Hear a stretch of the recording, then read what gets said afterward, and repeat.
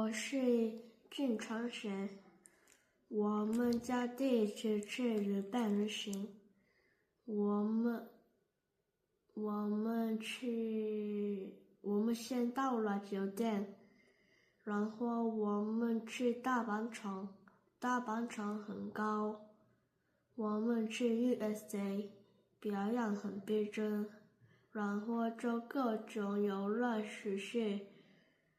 我们最后坐了摩天轮，夜景非常漂亮。我们现在黑韩国了，可是我没玩过，下次去哪呢？谢谢大家。